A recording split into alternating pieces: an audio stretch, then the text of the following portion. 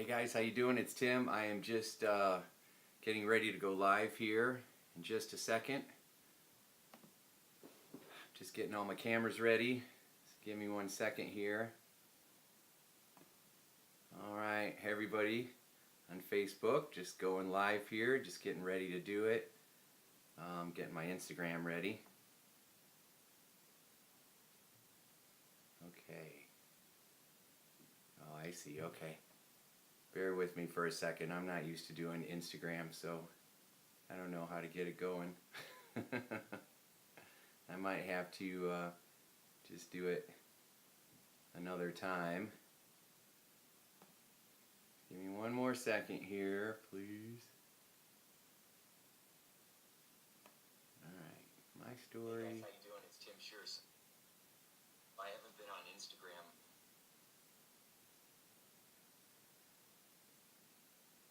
I really have no idea how to do this. Okay, so newsflash for Tim Shurr. I don't know how to do Instagram. I have friends that are asking me to do podcasts, and so I got on there and I don't know how to start an Instagram. It's probably super simple once you know how, but I have no idea how to do it. So I'm gonna have to just forget about it, I guess, which is hard for me because I don't like to give up. So and I just found it. All right, that's why I always keep going. Okay, lesson number 1, never give up, never surrender, not until you get what you're going after. So, all right, let me just adjust this camera here. Okay, very good. I got this going on. Go live. 1, 2, 3.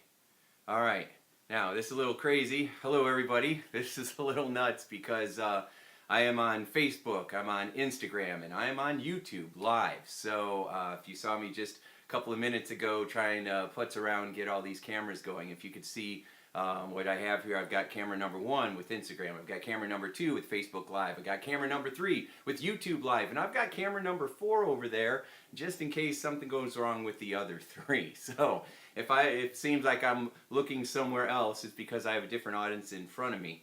But this is exciting opportunity for me to share some pretty extraordinary mind secrets for how to use the power of your mind to create your life by design. I wanted to share these strategies with you because I've spent the last 30 years trying to figure out how to feel peaceful inside, how to feel like everything's going to be okay, how to love and accept myself more, how to use the power of my mind to manifest prosperity or abundance or more peace in my relationships. You know, people are always focusing on their health, wealth, and their relationships, and so I wanted to figure out how do you actually find that peace, right? So I call it inner pieces, right? I don't know anybody that personally that has inner peace 24 hours a day. I've experienced it many times where I'm just happy and joyful and I feel very secure, but there's other times where I felt very scared or anxious or angry or frustrated or overwhelmed or shut down or unmotivated. And so I've tried to figure out over the years how to feel more peaceful, how to feel more at ease, how to feel more calm, how to feel more secure, regardless of what's going on around me. I wanted to know how to feel safe and peaceful on the inside, regardless of what's happening externally. Most of the time we try to feel peaceful by controlling what's going on outside of us. If I can just get my environment this way, if I can just make enough money, if I can just marry the right person, if this person just acts this way, then everything will be okay. If this doesn't happen and this doesn't happen, then I'll feel safe and I'll feel okay. Well, we can't control those things.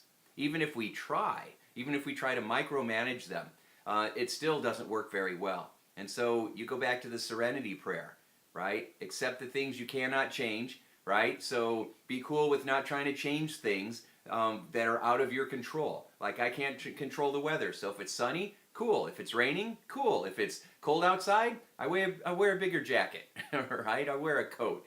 And so control the things you can control, right? So with the serenity prayer, it's, you know, God, give me the strength to control the things I can control, to let go of the things that I can't, and to have the wisdom to know the difference between the two. And so we want to make sure that we're focusing on the things that we can control. Well, it turns out most people do not realize how much control they have over what's going on in their life. And so I learned that personally, you know, thinking that I couldn't control a lot of the feelings that I had, a lot of the thoughts that I had, when it turns out I definitely could control them. I just didn't know how. And see, that's the thing. If you don't know how to do something, then it feels powerless. But once you understand, then you have a lot of influence over yourself. You have a lot more control and inner strength. And that's what we need to learn. As kids, we usually don't know this stuff. But as we get older, the key is to develop that maturity, which is being able to feel frustrated and be okay with it. Be able to handle things in a way that causes more peace or allows you to make a better choice in the situation because you're choosing how to respond. You're being intentional instead of emotionally reacting, which is most of the time what people do. We're not dealing with the situation for what it is. We're usually dealing with what we believe about the situation and how we've reacted to it in the past. So we usually go through life on autopilot, reacting to situations or people based on our programming from the past, based on the beliefs that we got when we were children, these childish beliefs, right? Based on the beliefs that we adopted from our parents, and maybe our parents struggled. I mean, they're human too, right? So I know they had their struggles. But a lot of times we just adopt the same characteristics, values, and beliefs as our parents, right? I grew up in near Chicago, and so I rooted for the Chicago Bears, right? The Chicago Bulls. Why was I a fan? Because that's what everybody around me, they were a fan. The only difference was Cubs or Sox, right? And that often depended on if you were on the north side or the south side, or what your dad or what your grandfather watched, or maybe your mom was into it, or maybe your grandmother or grandfather were into it. And so we just usually adopt whatever values or norms we grow up with.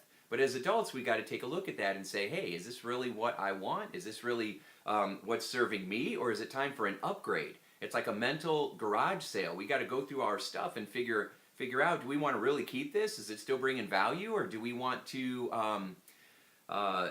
donate this to somebody? Or maybe we need to just throw it in the trash, right? And there's definitely beliefs that we tend to have that we need to trash. And so that put me on this pursuit, this lifelong pursuit of trying to figure out how our mind works and how to use it to our advantage. And it's pretty exciting because 30 years later, right, I started this pursuit back in 1998. I started my first year of college going to Indiana University for clinical psychology.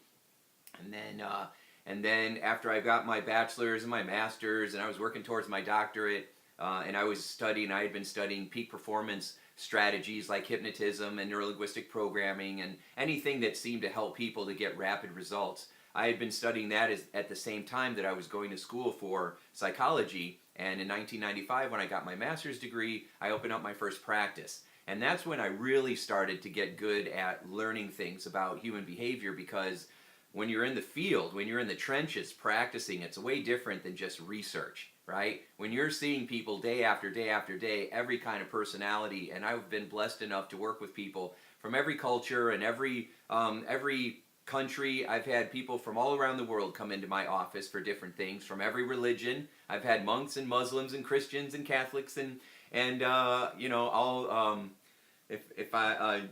Judaism. I mean, all the major religions, right? So and it's been great because I've really learned from talking with other humans that regardless of what you believe or subscribe to, I've worked with atheists as well. And agnostics, that I'm trying to include everybody, that on the inside we're all the same. We all want to feel more love, more safe, more peace. We all want to have more of what we want in our life. We want to feel important. We want to feel a connection. We want to feel like we matter. And then we also want to feel like everything's going to be okay in the future, right? So we're always trying to, at some level, create more pleasure and comfort and avoid pain. And so we go through our lives developing these strategies, these unconscious strategies for how to do that. So then I had the experience of doing tens of thousands of individual sessions I'm sorry, I got to slow down. I'm going too fast. So I did lots of individual sessions as well as doing a lot of groups. And the groups were really exciting because then I got to see how people interacted with one another for years. I watched how groups of 5, 10, 30, 100, a couple hundred. I've had groups where thousands of people are in the audience, and I get to see how people react and respond when other people are watching. Okay, so I've learned a tremendous amount about what drives us at that unconscious level, that emotional level, that deepest part of us. And so it's given me some really exciting insights and discoveries and breakthroughs, in addition to all the hundreds and hundreds of people that I have studied, researched, or trained with that have also been doing this. People from thousands of years ago, and then people from today who are also doing the same thing, so that we have this, we call it the a melting pot, right? Or a knowledge pool, right? And so you put all this knowledge from that everybody has into this pool. And before, you know, you had to go to the library and get it, or go to classes and seminars. But now people are doing it through podcasts. You can literally push a phone or ask Siri or Alexa, and all of a sudden you're getting this wisdom from people who have spent their whole life studying something, and now they're giving you the cliff notes. And that's extraordinary. And so I wanted as much of that as possible. So, you know, since I was a kid, I've been listening to audiobooks. I started out with cassette tapes and a Walkman, right? So I put my cassette tape in there, put my headphones on, and walk around the block. And I put miles and miles and miles, thousands of miles. I probably wore a groove on on my block, just how many laps I've walked around listening to empowering, amazing people. And so now, from all of that, I'm here to share some of the cliff notes for what I've learned. Some of the things that I've picked up over the years that I've shared with so many people to try to figure out what works the best. And today we're talking about mesmerizing secrets for weight loss, right? How to create that health and that vitality and that energy body that makes you feel strong and healthy and confident, that gives you vitality. Now, one of the big ways to improve your health is to not focus on your physical health, but to focus on your emotional health. And it's really the time, we're in a really amazing time in human history right now. Because one, we have access to the internet and smartphones, so we can connect with each other in extraordinary ways. For me to think that I can connect with a couple hundred or a couple thousand people right now on different channels and different formats and different audiences, just by hooking up all these cameras, pushing some buttons and talking, I mean, that's amazing. That blows my mind, right? And then I was watching an insurance commercial yesterday, and Ted Danza was the person they paid to do this commercial. And he was talking about the importance of getting emotional health checkups as well as physical health checkups. I've never heard anybody on TV actually say that before, especially from an insurance company, right? So I thought that was amazing. And then with the Me Too movement and everything else, with the talks on sexual abuse and what people are finally feeling safe enough to have the conversations about the unfair and rude and disrespectful things that have been happening probably since the beginning of time. We're in a really exciting place where we can do something about it, right? Where we can start having those conversations instead of it being everybody's dirty little secret that ends up making us feel like we're worthless or we're not good or we're less than. I will tell you, one of the things that I've learned to do over all these years is go after the beliefs that human beings have. Agua. Secret number one for weight loss. If there is a fountain of youth, you know what it is? It's full of water, right? Water is the best weight loss jug on the planet. You know that, right? Yeah, of course you do. Because a lot of people don't drink enough water. So I'm about to go on a tangent about water, so I'm going to come back. But one of the things that I focus on is beliefs. I'm a belief hunter, right? I go after the beliefs. Wherever there's a block, if there's something you want and there's a block here, it's almost always because there's a belief. And this belief is limiting, right? It's a fear, false evidence appearing real. It's something that says you can't do this, you're not good enough, you're not capable, it won't work, who do you think you are, whatever it is, right? You're not enough, you're less than. And so what we have to do is we have to figure out what that belief is and then crush it. Turn it into a stepping stone, right? Knock it over. So what was a block is now a stepping stone, and now you can see higher, right? And if you keep knocking over those blocks, you can see higher and higher. You get a broader perspective on what's going on, and then all of a sudden you have the ability to go, oh, I didn't notice that before. Oh, I didn't recognize that was happening before. Oh, I never connected those dots before. I didn't realize that those dots were, I didn't realize that wasn't my stuff. I remember a client one time, now I've heard this many times, but I remember this one client in particular because she had this breakthrough that all these struggles that she had been dealing with were not actually her struggles. They weren't her issues. They were her mom's issues. And she never put it together. And when she had that realization, right in front of me, I watched her just have this aha moment. It was so beautiful. She's just sitting there in the chair going, oh my gosh, that's not my stuff. That's not my stuff. That was my mother's issue. I thought that wasn't mine. That was my mother's. Oh my gosh, that's not my stuff, right? Now, it's not just about moms, because moms do the best they can, just like dads do the best they can. Sometimes that's not enough, right? Sometimes people could do better, but they're not getting the maturity, or they're not taking the classes, or they weren't exposed to it. Who knows? I'm not about excuses, but I do understand why people do things. I don't think people are purposely trying to be mean or hurtful to themselves or others. I think that a lot of times it's just comes across that way. But this woman realized that a lot of the problems that she thought were her problems were not her problems. She had borrowed them like an old library book from somebody else, and she needed to return it and give it back, right? And she must have said it like 50 times. It was like a mantra in her head. That's not my stuff. That's not my stuff. That's not my stuff. Oh my gosh, that's not, and you could see her get lighter and more free.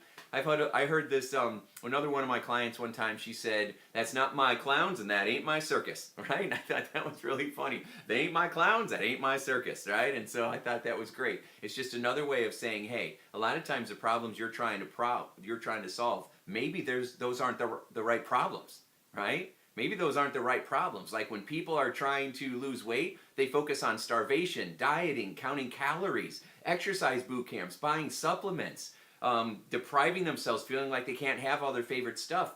You're trying to solve the wrong problem. That is not the problem. That's not the issue. And that's why there's a 99% failure rate. Okay? The real issue is self-care. The real issue is self-acceptance. The real issue is taking time to love yourself and make yourself a priority. That's the real issue. And that's the stuff people don't usually like to talk about, because it's the ooey gooey, emotional, sensitive, touchy-feely stuff that most people just stuff down, or they talk quietly with their friends or their therapist, but they never actually really have a conversation that starts to turn it around. And that's what I want to have with you today, right now. I want to have this serious conversation about how much of a priority are you making yourself? How much are you taking care of yourself? How good are the boundaries that you have set for yourself, or set for other people that need those boundaries, without you having guilt or shame? If you set a boundary for yourself with somebody and you feel guilty about it, that's a red flag right there. That means that you were trained to feel guilty when you were little. And anybody that is very mature and loving is not going to train you to feel guilty when you're little. And I don't care if it's, religion, or if it's a parent. Your parents are just human beings, right? So I'm a parent, I'm just a human being. What I tell my kids, is that final say-so, total truth? No, it's just my version of the truth, okay? Are my kids going to have some issues growing up? Probably, they're human. Am I trying to prevent them? Yes. Okay, I'm trying to be real mindful, but heck, I might also be creating problems I'm not even aware of. Because we're human, we're not perfect. If you feel like you have to be perfect, if you've got an issue with perfectionism, that's another red flag, okay? That just means that you have this belief inside that you have to be perfect, or what? Or you're not enough, or you're not good enough, or people won't love you, or people will abandon you, right? That's the lie. That's the lie. Now you might say, well, that's happened to me before. My parent left me. I grew up in a orphanage, or my grandparents raised me. That had nothing to do with you. That's not your issue, right? That's not your problem. That was those adults' issues. That was their problems. Well, my parents got divorced because of me. No. Your parents got divorced because of their issues, and probably because of the issues they had before they ever met each other. So, one of the things that I say a lot is, we don't attract our soulmates. We attract our wound mates. And then we play out our patterns and our dramas from our childhood. And if we're lucky enough to do the work and keep working together, you grow into soulmates. You grow into people who really love and accept each other for who they are without trying to change them, because your whole focus is on growing yourself. When you get two people doing that, it's pretty spectacular what can happen. So, okay. So when we start going after beliefs, here's the magic question to ask yourself. The magic question is this. What is achieving this goal? So today we're talking about weight loss. What is achieving weight loss going to ultimately do for you? If you lose 40 pounds, 60 pounds, 70 pounds, 100 pounds, 150 pounds, what is that going to do for you? That's the question that you should write down and start, writing out what you think the answers are. Okay? And if you want to share any of these, then please let me know. So, hi Kathleen, I'm glad you made it. And by the way, while we're going through here, hey, how are you? Good to see everybody. So, while we're here, Hillary, that's you, I see. I think that's Hillary. If that's you, Hillary, hi. And so, all right, so if you have any questions while I'm going on my rant here, make sure you send them to me, okay? So you can just put them in the box here on Facebook, and you can, I don't know, I think you can do that on Instagram. YouTube, I'm not sure, so I can't see all of the camera from my YouTube, but answer your questions, and if I don't answer them here, then leave them in the comment boxes, and then I will answer them that way for you, okay? Because really, at the end of the day, I want to teach you a lot of great stuff, and then if you have any questions, that's what I'm here for, okay? So you get free resources today, so I'm not charging anybody by the hour or by the minute, so make sure you ask your questions now. It's a good deal. All right. Did I say how awesome water is? I think I did. Okay, good. So do you have any water? You should get some water. So just turn your volume up, run, get some water, come back, or take me with you if you have your camera. So today we're going to talk about a couple things. Okay. First we're going to talk about that question that you ask yourself. And the real question is this. What do you think losing that weight is going to do for you in your life? Now people will say, well, I think that if I lose that weight, I'll feel better about myself. Okay, so does that mean you don't feel good about yourself? Because maybe that's the real problem. Maybe the real problem is you don't feel good about yourself. And because you don't feel good about yourself, then you're not doing things to take care of yourself. Because if you did really care about yourself, you would do things that made you feel more loved. You would eat food that would give you more energy. You would go for a walk because it gives you a more peaceful mindset, right? You don't have to go do crazy exercise. You just go for a little stroll or get on a bicycle or shovel some snow or walk a dog or chase your cat. I mean, there's lots of things that you can do. Play with your grandkids to get some fitness in that is fun. So if you keep asking that question, what do you think losing weight is going to do for you? What do you think it's going to get you? Well, I would be more social. So you're not being social? Well, maybe we should start by being more social. That's the problem to solve. Let's be more social. Go take some classes. Go hang out where other people are. Go to an art fair or listen to some music in a festival or go to the movies, right? You can do lots of things. Go hang out at a bookstore and hang out with other people. So just being social, go to church more. There's lots of ways where you can be social where, most of the time we think people are judging us, but they're not really judging us because they're too busy in their head judging themselves. More people are worried about what you're thinking of them than them sitting there worrying about you, right? Most people are very self-sorted. We're very focused on ourselves. So, people might go by and judge you. So, who cares? If somebody drives by and says, "You're a banana," does that make you one? Right? If someone says, "You're a banana," does that make you a banana? Are you a banana because somebody says you're a banana? No. That's silly, right? So the same is true of anything else they say as well then, isn't it? Right? So if somebody says something rude, then you just go, "Up, they're just throwing bananas." Because if they say something rude or they're judging you, they're revealing themselves. They're revealing where they're at. That's their clown. That's their circus. That's where they're at. That's not your stuff. That's their stuff, right? And so we've got to remind ourselves that the one that's probably judging you the most is you. You wouldn't be worrying if other people are judging you if you weren't judging yourself. So I used to judge myself very harshly. I was definitely my own worst enemy. I would get so angry, furious at myself because I was so scared all the time, because I had so much anxiety about bad things happening all the time, because I did have a lot of bad things happening. So I had all these references in my head, all these memories. This is what happened. This is my reality. This is why I feel this way. I'm not making this up, okay? And in fact, me keeping myself in misery was like some kind of self-righteousness. It was like some kind of self-validation that if I would let that go, it was somehow making it less true or less important, which again is just a crazy belief. Keeping yourself suffering so that you can somehow validate that it actually happened, who do you have to validate it to? If it happened and you know it, that's all that needs to be said. You don't have to have a reason. You don't have to explain it to anybody, right? Who said you had to explain it to anybody?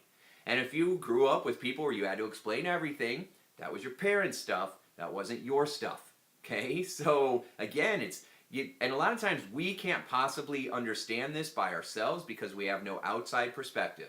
As Scott once, one of my coaches used to say all the time, you can't see the label when you're in the bottle. It's very hard to be objective with yourself. And so that's why joining me as we go and we challenge some of these thoughts, perspectives, and ideas, you start to look at them in a different way and you're like, whoa, wait a second.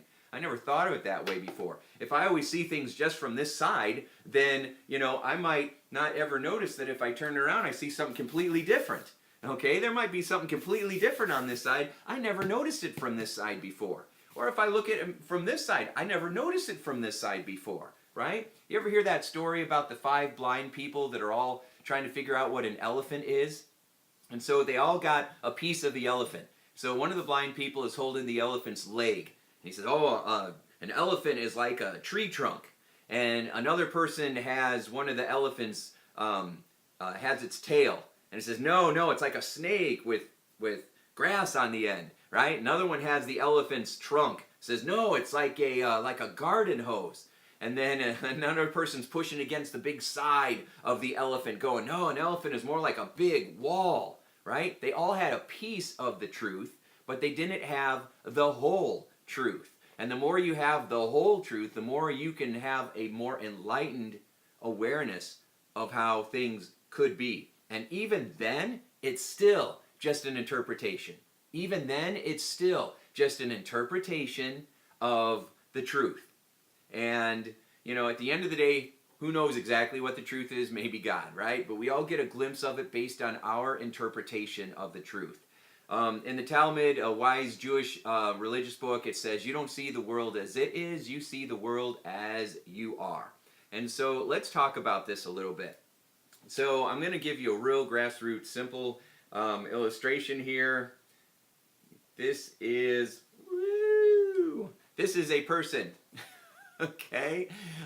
An artist, I am not, but that's okay. All right, so now here's what happens. Let's start by saying we have 2 parts of our mind. Now this is going to be very generic, okay? But we're going to say you have your conscious mind and you have your unconscious mind, okay? So if you're just joining me before I'm doing my drawing and you don't know what this is, or it's backwards, it might be backwards on one of these cameras, I apologize, but this is a C for your conscious mind. This is UM for your unconscious mind. Now, your conscious mind is the part of you that's in control of, it's your analytical mind. It's the part of you that's taking information in through your 5 senses, through your eyes, through your ears, right now. Okay, so information comes in here through your unconscious mind. It comes in through here as well, but we'll talk about that in a little bit, okay? But your conscious mind is your analytical mind. So it's your decision maker. It decides what's right or wrong, good or bad, am I safe or not, right? So it's constantly trying to figure things out, analyze things, make sure that you're okay. And so usually it's the part of you where you're talking to yourself. When you're talking to yourself and having a conversation in your head, then this is the part of your mind you're using. Like even right now, you are having 2 conversations. You're having a conversation with me, and you're having a conversation with yourself in your head, right? You have a conversation with me, and you're having a conversation with yourself in your head. And so that's you analyzing whether you agree with what I say, if you've heard this before, if you disagree, if you've heard it a different way, if you think I'm doing a good job. Some of you might be sitting there going, boy, I don't know if I like those books on his shelf. Other people are going, wow, I really like the books on his shelf. Other people are going, does he have more or less hair than he did the last time? And why is his head so shiny? It's so big, right? They're not even listening to what I'm talking about because you're distracted by something else. Some people love the color blue, right? And so, our minds get really, some people are like, why does he have a dinosaur behind him? Okay, so we have lots of different things that are going on in our analytical mind. Then we have our unconscious mind. Now, your unconscious mind is very powerful. Your unconscious mind has 2 prime objectives. One, it keeps your body running. Okay, it keeps your heart beating 100,000 times a day. It keeps your respiration, your blood flowing. It keeps everything working and running, which is pretty extraordinary because you don't have to think about it at all, right? You don't have to think about it at all. Your mind is running this part of you. The other part of it, its job is to make things happen. It's kind of like the emotional boss in your brain. Now, its prime goal is survival. So it's constantly trying to make you feel safe. So if you ever wondered why your mind tends to go to the negative, why your mind's always worrying about things, is because it's our cave person instincts in the back of your brain, right? That back part of our brain, its goal is survival. It wants to make sure that we are safe. As we develop more and more intelligence and emotional intelligence and the ability to decide if we really are safe or not, like some people can go rock climbing and they love it. They've been able to take that part of their brain and, I don't know, turn it off or channel it or something so that they are enjoying it and get excitement from it, instead of, like, if I was going to go rock wall climbing, especially the way that some of these people do it, my brain would be screaming, "You're going to die, you're going to die, get out of there," right? Trying to keep me safe, which is probably a good idea. I'm glad my brain does that. But if my brain says I'm going to drive to work and then it starts saying, "You're going to die, you're going to die," then I have to go, whoa, wait a second, brain. Wait a second. I am safe. I know I'm going to be okay. I'm going to be strategic. I can go slower. I can take a different route. If I get a weird gut feeling that something's off, I can pay attention to that. Sometimes your emotional mind will sense things and just pick it up somehow through our senses, and it's called our gut feelings, our intuitions. We get that tingly feeling, and we want to trust that, right? And so we want to make sure that we actually are using our brain to prepare us, not scare us. So information will come in to our mind, and we talk about it in our conscious mind to ourselves. But in our unconscious mind, it's also the part of you where your beliefs are stored. We store our beliefs here. We store our attitudes, our life experiences, our frames of reference, right? So what we value about things. Your belief, I am good or I am not good. I am worthy or I am not worthy. I am smart enough or I'm not smart enough. I can do this or I can't do this, right? All the experiences that you've had, all the references that your brain references back to are stored in your unconscious mind. So often when information comes in, it gets swished through our filters, okay? So let's just say that in here we have a set of filters, just like you have like a filter, a water filter, okay, or a filter on your furnace. So we have these filters in here, and these filters are all your life experiences, and everybody has a different set of filters in here. And so what we've got to do is we've got to figure out, what are your filters, what are your beliefs, right? Because your beliefs are more important than the experiences that you've had. Let me explain that. When you go through an experience, you form a belief about the experience. It's not what happens, it's the meaning that you give to it. It's how you perceive it. It's how you interpret it. It's what you tell yourself about the situation that matters more than the situation itself. So let me give you an example. Let's say I'm 5 years old and I get punched in the arm and it hurts really bad. And in that moment, my unconscious mind says, I'm unsafe, right? And then it looks around to try to figure out how I'm unsafe. So maybe another boy hit me. So men are unsafe. Men are dangerous, right? You can't trust people. Okay, so I'm formulating all these ideas. The world is an unsafe place. Now, fast forward, I'm 30 years old. That'd be cool. Now I'm good where I'm at. But now I'm 30 years old, okay? My arm doesn't hurt anymore from when I got punched when I was 5. My arm's fine. It doesn't hurt at all.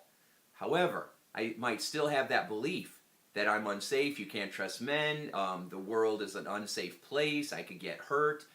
And so those beliefs cause me to feel like I just got punched in the arm just now. I'm keeping the pain alive because of the beliefs that I have about it. And that's often what happens with everything that we go through. All our traumas, all our hurts, all our wounds. You know, when I started working with veterans, I couldn't understand why some of them would come back with pretty severe post-traumatic stress and others seemed to be just fine. And I couldn't figure out why that was. And there's a couple different theories on it. Sometimes it's just the person, their upbringing, their mindset. Sometimes it's the kind of trauma that they went through. Sometimes it's people that come back with post-traumatic stress had things happen to them that were unexpected, like they were a medic, right? Usually you think of combat veteran, but often it's like a medic where a hospital gets bombed. They weren't expecting that. They're nowhere near the front line, and they have all that trauma, and it creates pretty strong post-traumatic stress. And so I was trying to figure out the differences, and I think I know the differences in a lot of cases is the meaning that they gave to the situation, right? I'm a bad person because this happened. I should have done this and I didn't. I made this mistake and now my brothers or sisters aren't coming home and it's my fault, right? We start to have all these ideas that are put upon us, and or that we make up on our own, right? And it's pretty horrible. Like when the Vietnam vets came home, they don't get the hugs at the airport. They weren't getting all that stuff back in the day when they came home. They had people yelling and protesting and hating and spitting and you know, I mean, being sent over when you're 18 and having no control over it, especially if you were drafted, and then coming home and people ostracizing you and calling you horrible things after you've been terrorized. Imagine being kidnapped and tortured and then coming home and then everybody hating you and telling you that it was your fault. We would never do that. That's called blaming the victim, right? That's terribly abusive. But that's what happened to a lot of people. So sometimes we make up the interpretation and it traumatizes us, and other times other people make it up for us and put it upon us, and unfortunately we absorb it in, especially if we hear it enough times. But again, whether you got it externally or internally, you can start to transform it. You can start to change it, right? You can start to take back control, because at the end of the day, whose mind is this, right? Well, this mind is mine, right? But your mind is yours. Your mind is yours. Your mind is yours, okay? So at the end of the day, you're the boss in your head. You can say whatever you want in there. Now, you can argue all day that you can't say, I love myself, but you can. You can say those words, I love myself, right? You can say that. But if you're choosing not to, then what are you really fighting for? You're probably fighting for a negative, self-limiting belief, right? Why? The question is why? And if you think because you deserve it, then why, right? Even if you did things that are bad, you don't punish yourself over and over forever. What you do is you learn from it, you forgive yourself, you try to make the situation better, and then you use those experiences to empower the lives of you and those around you. That's what you do with your pain. That's what we do with our pain. We use it to channel something good, right? Whenever we have a national tragedy, then what do? We always talk about how we rally together and we come together and we do something to find the good, you know, in humanity and share that and shine a light on it. That's what we do. And so anyway, all right. So now that we're trying to figure out what these beliefs are, what do we do with it, okay? Because information will come in through your 5 senses. We get like 2.4 million bits of data coming in through our 5 senses. What we see, what we hear, how we feel, what we smell, what we taste, what we touch. It comes in here, it gets swished through our filter, and then based on how we're holding our body, okay? Based on how we hold our body, and based on the beliefs that we have, okay? Oh, that's a horrible beat. Hang on, I'm trying to write in this really weird angle. Based on our body and our beliefs, we create an emotion. Okay? An emotion. I should have just said feeling. Okay? We create an emotion, and that emotion then comes back out through behavior. Okay? So our emotion now, this is behavior. Okay? I'm just going to abbreviate. Oh, behave. All right, so data comes in, we swish it through our filters, depending on if we're feeling confident or we're feeling depressed, and based on our beliefs that are coming from our filters, it creates an emotional state, some kind of feeling, and then we react based on how much awareness we have, right? So this happens lightning fast. Within a millisecond, our brain is so fast it can compute what's going on. And then what happens as a result is, you know, the question is, are you going through life acting, intentionally deciding how you want to respond in a situation, or are you emotionally reacting based on programming from the past? So, all right. So that's in a nutshell what happens in your mind at kind of an unconscious level. Unless you're aware of it, then it becomes more conscious. So, now, how are we going to bring this back to weight loss? Okay, so here's how we're going to do it. We got a couple of things that we're going to do for weight loss. Okay, and then I'm going to give you something that's going to be really fun, a free giveaway. Okay, we're going to do a little contest here, and that'll be exciting. All right, so okay, so here's what we're going to do. With weight loss, what we want to do is we want to figure out how have your filters,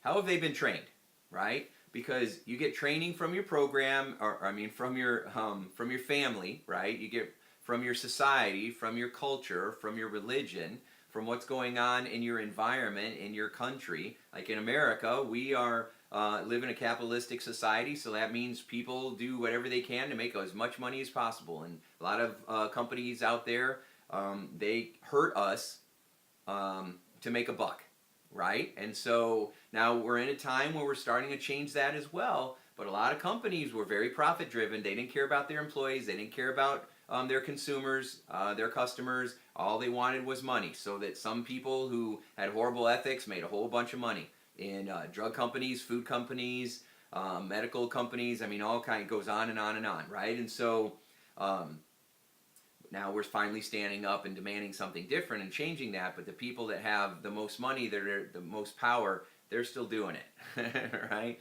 They're still doing it because where there's pain, there's profit. And so they just keep creating more pain for us so that we will go eat to distract ourselves, which then causes more pain. So we go eat to distract ourselves, which causes more pain. So we go eat to distract ourselves. That works out really good if you're the one selling the food.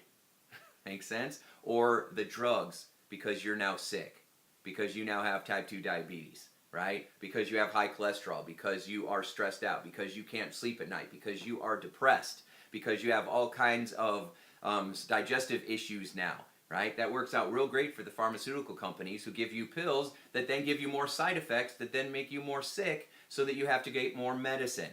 Do you see how the cycles continue, continue, continue?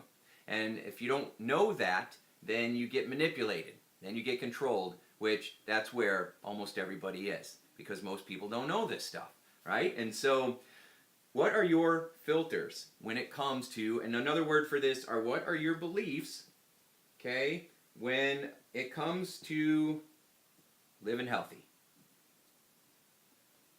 Okay, so I hear beliefs all the time.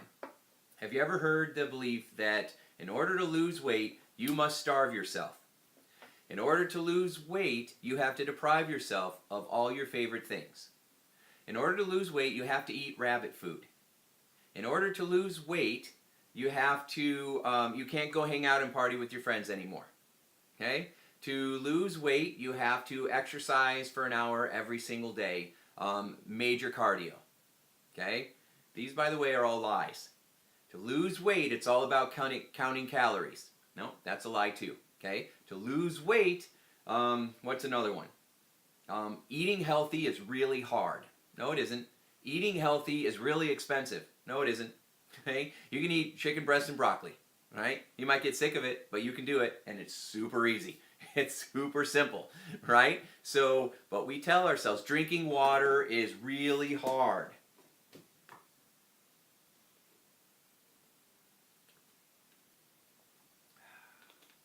That didn't seem hard at all. Okay? But if you tell yourself it is, then it becomes your reality. So what are you telling yourself? Okay? Now a lot of times we're telling ourselves and we don't even know we're telling ourselves this, and that's the problem. So one of the things you want to do is you want to make sure that you are paying attention to the beliefs you have. Now here's a different set of beliefs, okay? Because I said that weight loss, real weight loss, is really about self-care, right? It's about making yourself a priority, loving yourself, taking care of yourself, setting those boundaries, and then finding ways to make it fun. Because that's what we really want. What we want is we want to feel good. We want to feel good physically. We want to have more energy. We want to feel like we're more self-confident when we're around other people. We want to feel like we look good in our clothes. That's what we really want. So that's what we go after. Sometimes we want more adventure, right? Or we want more physical intimacy. Or we want more,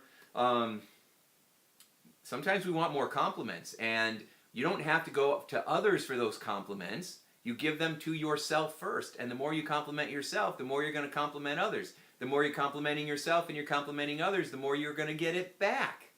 You have so much power and influence. It's just the way that we try to create that influence is by trying to control out there instead of focusing on what's in here. There's another ancient phrase, really old. It says, when you learn to go within, you never go without.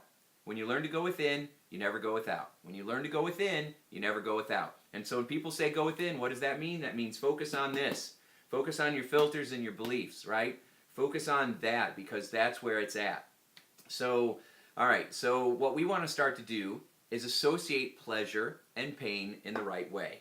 So, oh wait, before we go to pleasure and pain, let's talk about this for a second, okay? So, the other beliefs, instead of, as well as, how hard it is to lose weight, we also want to start telling ourselves, do I deserve it, right? Do I think I deserve this? Do I think that I'm good enough to have this?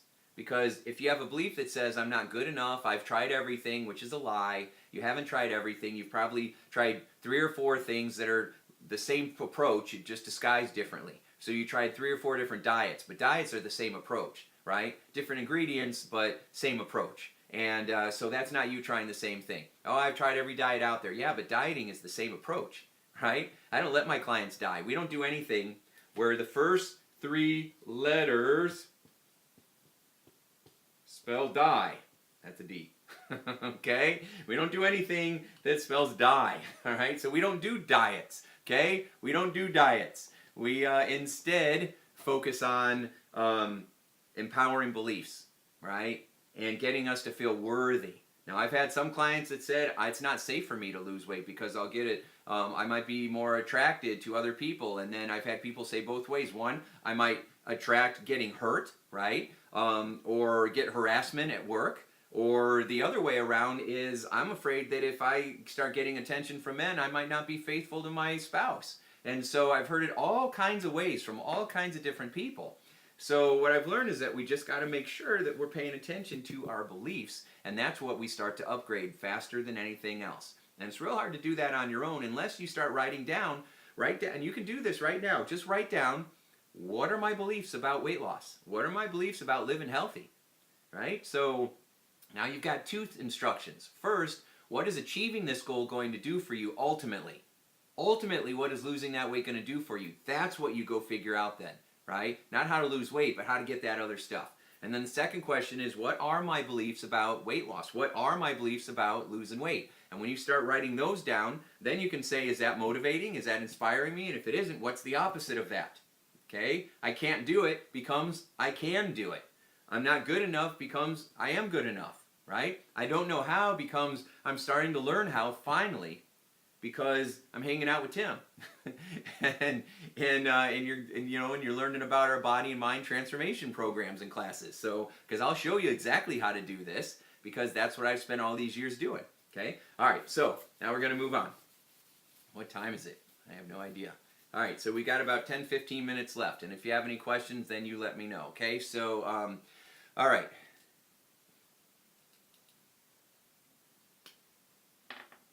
Okay, cool. I'm just reading some of the messages.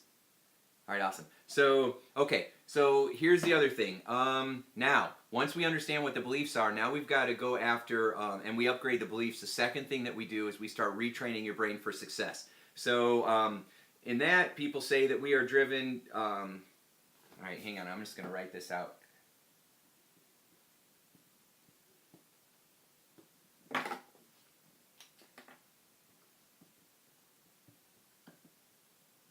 Okay, so we got pleasure and pain. Now, here's the deal. If your unconscious mind is always trying to create more pleasure and avoid more pain in life, then what we have to do when we talk about eating healthy or using fitness or sleeping better at night or reducing our stress, what we've got to do is we've got to pay attention to what we're associating pleasure and pain to. So, if you say that, oh, I got to eat rabbit food, then you're associating pain to eating healthy and pleasure to eating junk. So let me tell you a story. So this is one of my favorite stories about one of my clients, Virginia. And I love Virginia. And she was from southern Indiana. I'm here in Indianapolis and broadcasting live from, getting a foot of snow. It's awesome.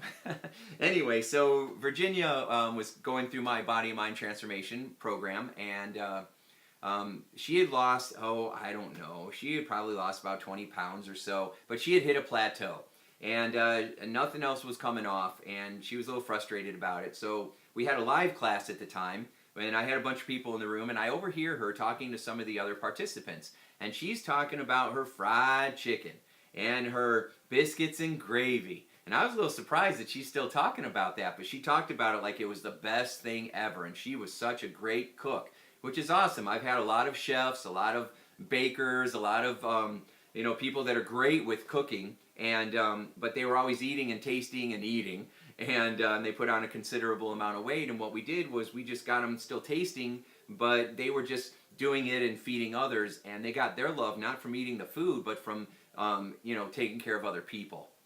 Right, and plus they'd start learning how to cook, so it wasn't just 50 pounds of butter anymore. So, but anyway, so Virginia's talking about her fried chicken and her biscuits and gravy. So I walk over there and I'm like, hey, Virginia, I said, tell me about the healthy food. And she's the one that said, what, rabbit food, like celery and carrots? And I said, see, here's what's happening. You're associating massive pleasure to the foods that are keeping you stuck. And that's what you've been complaining this whole time about, what's keeping you stuck in your plateau, but you're associating massive pleasure to it and massive pain to the foods that would get you what you want, which is more pleasure over a long period of time. Because think about it, when you eat something that you think is yummy but it's bad for you, when you eat that, it's only as good as long as it's in your mouth. You're not tasting it in your stomach. And then once it's in your stomach, you're not tasting any pleasure from that either. So if you get a big piece of deep dish pizza, it's in your mouth, it tastes good. When you swallow it though, that mouth pleasure is over.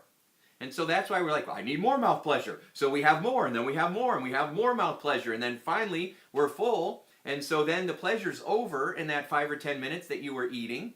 Now it's all in your gut. Now all the bread, all the sugar, all the flour, all the cheese, all the dairy is now in your gut. Now you feel like crap. Now you're tired, now you're exhausted, now you have fatigue, now you don't feel good. Some people get a headache or a stomach problem or yeast problems, and now they're not sleeping good that night. So what's happened is they had 10 minutes of mouth pleasure, 10 minutes of mouth pleasure, and now they're going to get another 12 hours of pain. That's like taking an aspirin to get rid of a migraine, and it gives you one, right? That sucks. And so we won't be taking those anymore, but that's what we do with food, because it's like our brain forgets and says, yeah, but it tasted good. It tasted good. So anyway, I said, Ginny, you are just got this backwards. We need to flip it. What I want you to do is associate massive pleasure to the healthy eating and massive pain to all the junk food that's holding you back. And she looked at me like I had two heads. When I told her to make her chicken painful, she looked at me like I was crazy. Right? She's like, right? But we had trust. We had rapport. She knew where my heart was. We had already gotten results with her.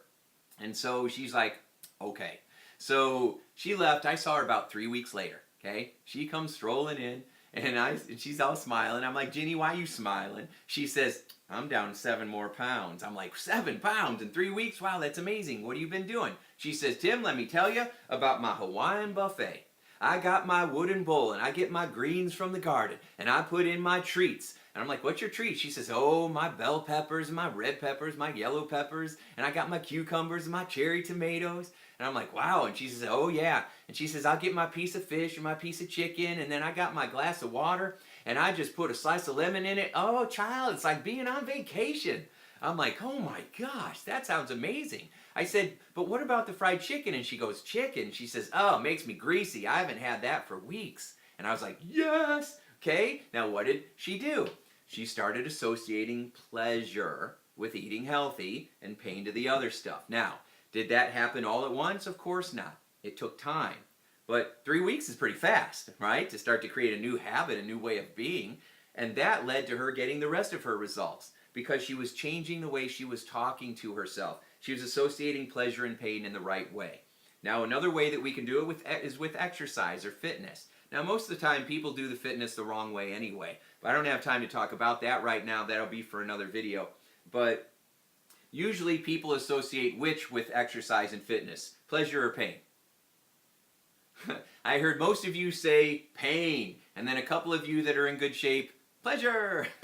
Okay? When you're doing it, in the beginning, it can feel a little uncomfortable, but then you start to feel energy all day.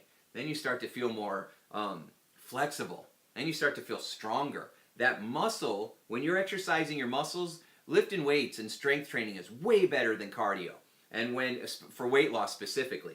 And when you start doing that, like 10 minutes of lifting, your body's still burning fat like couple days later, some people say. I mean, that's amazing. You'd be sitting on your couch and your muscles are burning fat still. That's amazing, right? That's a lot of pleasure from a little bit of discomfort, okay? So, and the goal is you keep doing that. You keep stacking that in your favor until pretty soon the fitness now starts to feel pleasurable. You actually start to enjoy it. It takes about 3 or 4 weeks to start to really enjoy it, but then it starts to kick in, and wow, you're really liking this, and you're getting all the results. Now it's just pleasure, pleasure, pleasure. And that's what we want. And then you miss a day. You ever been in a regular fitness routine and you miss a day? You know what happens? Now you feel like crap. You're like, oh, I don't have as much energy as I normally do. Oh, I got to get back into it first thing tomorrow, right? Because now we've got it correct in our mind if you want to take weight off and keep it off. So those are some things that I wanted to talk about today. Okay, I wanted to talk about how your mind works and how to solve the real problems that have to do with losing weight. It's really not about calories. People will step up and make those things happen naturally when they're motivated. And so that's what we want to do. We want to set ourselves up inside so that we naturally feel motivated, because you cannot get yourself to stay motivated long term to do things that you hate. It's just not going to work. You can tough it out, you can push it out, we can use hypnosis even for a little while, but you're going to stop if you hate it. So we've got to find a way to get you to like it, or like a new approach and like a different way of doing it, and that's where the real magic is. That's where the real secret is. That's where your real breakthroughs are. And so being able to do that is pretty extraordinary. So, all right, any questions on here? Just a lot of people watching, being mesmerized.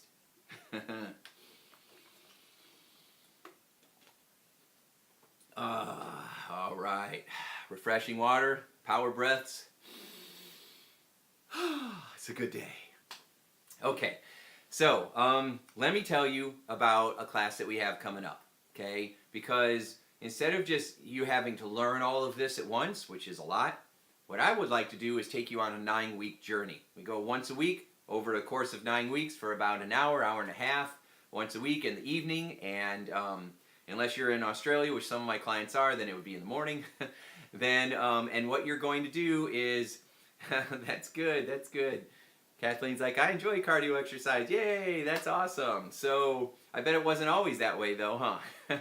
So we have our class coming up, right? And it starts January 30th. It'll go through March 27th. It's a 9-week class, and it is extraordinary, because I'm going to take you through these mind training experiences. Each week I'm going to teach you something really cool about eating or fitness or crushing cravings or building self-esteem and self-confidence, getting better sleep at night, putting boundaries in place, and then any other problems or challenges the group have, we're just going to go ahead and melt them away, right? Showing you how to train your brain for success. It's really amazing. Then I'm going to take you through one of my brain training experiences, because those are really powerful. So let me get in there and kind of train your brain for you. I've been doing it for a long time, and I'm really good at it, and so all I need is for you to show up, and I'll take care of the rest. So we do all of that. Then we're going to record these sessions, so you have review and reinforcement forever.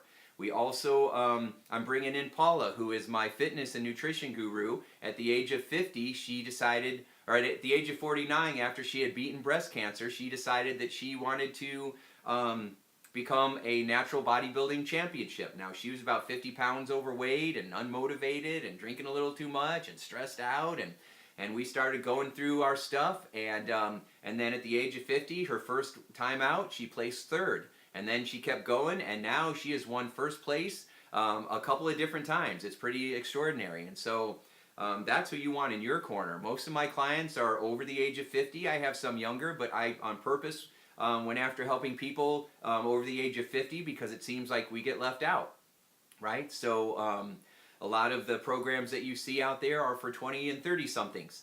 And all the exercise boot camps and all the stuff they have, those are for the youngins. And so we need people who are still young at heart, you know, but need some more appropriate, better tools and strategies. But even those 20s and 30-somethings usually can't get the weight off, or they lose it and just gain it all back because they don't have the mindset shift. So, and when people say, oh, it's all about mindset, that's the catchphrase, and you're right, but people don't actually know how to train a mindset. All they know is to be inspiring and say positive things, but they don't know how to really find and shift the beliefs inside, and how to create the new neural associations that are going to make the magic happen in your brain. That's the stuff that I focus on almost exclusively, and then the rest of it falls into place. And then my gurus like Paula, she's able to come in and teach you all the nutrition stuff and answer your questions about supplements. She says there are some supplements that really are great. Most of them end up in the toilet, though. They're not very good for you, and so they don't really do anything. So I'm bringing her in for that, and I'm paying her. You don't have to, right? So I'm paying her to come in on one of those classes and share her expertise and answer your questions. So we also, people, the only thing that holds them back is money. And so what I've done is I've made this class. This is my affordability class for everybody to be able to get in. So it's it's $9.97 for the class for the whole 9 weeks, which is a third or more of what you would cost to go through something like this normally. So I think that's amazing. What you get for a 2.5-month program is pretty awesome, right? And especially for all the reinforcement, and you get access to all that reinforcement, so you have it. That's awesome. And then the only other objection people have is, what if it doesn't work for me? Because that's fear, right? Just because they have experiences from the past, but this is something totally new. And remember, you miss 100% of the shots you never take, so you got to take this shot. And so the other thing that I have is, of course, my Stay With You guarantee, right? My safety net guarantee. So all my programs and products are guaranteed. So if you're unhappy about it, then let me know and I'll give you your money back. So, you know, you can't really, there's no way to lose. The only way you can lose is to not do this, right? And if you want to lose the weight, you have to do this. If you want to build your confidence back up, you have to do this. If you only want to lose a couple pounds, but you want to have more vitality and energy and self-confidence, you should do this, because this isn't really a weight loss program. Weight loss is what happens naturally as a positive side effect. But this isn't a weight loss program, because people who focus on losing weight tend to gain 5 pounds, right? Like a diet. This is a mind training program. That's why I call it a body and mind transformation, because you got to transform your mindset to transform your waistline. Okay? If you want to create sustainable long-term results, because if you lose weight and then gain it back in a year, that's not a victory, right? That stinks. I hate when that happens. So, you know, I'll be definitely teaching how to prevent relapse in these classes. So, all right. Well, it looks like I am done with Instagram, because it just shut off, so it must be only an hour. So that means my time is probably up. So with that said, then, if you have any questions, leave comments below. If you want to go to www.loseweighteasier.com and then /calendar, you can register there. Okay, so it's www.loseweighteasier.com /calendar. And that's where you will be able to learn more about the class and register. If you can't make it for January, I've got my whole calendar on there. So you can register for the one that's in the spring and then the one that's in the fall. Okay, so I'm planning on doing them 3 times a year. And then the other class that I'm going to do 3 times a year is the Path to Emotional Freedom. That's not really about weight loss at all. That's focused totally on building self-confidence. If you're someone that says, I don't have any self-confidence, I can't get motivated, I can't get out of bed in the morning, that's the program for you, because I'm going to show you not only how to transform your past, but how to transform your present so that you can have a mesmerizing future. Okay? So, all right, thanks so much for being with me today. I really appreciate you. You guys are amazing and the reason why I do this. So I hope you've learned a lot. And if you have, a contest. Let me tell you about my contest real quick. So if you are sharing this with people, share it with 3 people, and then let me know, okay? Share it with 3 people and let me know, and then subscribe to my podcast. I got a couple things for you. My podcast, you can subscribe at timshurr.com /podcast. I'll put all the links below. If you subscribe for my podcast at timshurr.com /podcast, and then you share this video that we're doing right now with at least 3 people, and tell them how much value you got from it, then come back to underneath this video in the comments section and simply put done. Okay, just put the word done, and let me know, and then I will take your name and I'm going to put it in a raffle, and I'm going to select one person to do a free body and mind transformation private session. Okay, so I'll just collect all the names, throw it in a hat, have my wife pick out a name, and then I'll let you know, and that's going to be pretty awesome. Okay, so I hope you do this, because we want to get some momentum. We want to get this out into the world, and I can't do it without your help. So please help me out, okay? All right, thanks. So I appreciate you being here today. That's it for now. Make today a sure success, and I'll talk to you soon. Bye, everybody. Bye. All right, you're the last one to go. Woohoo! So I hope you have an awesome day. Thanks so much for being a part of this show, and we'll see you soon. Thanks. Bye.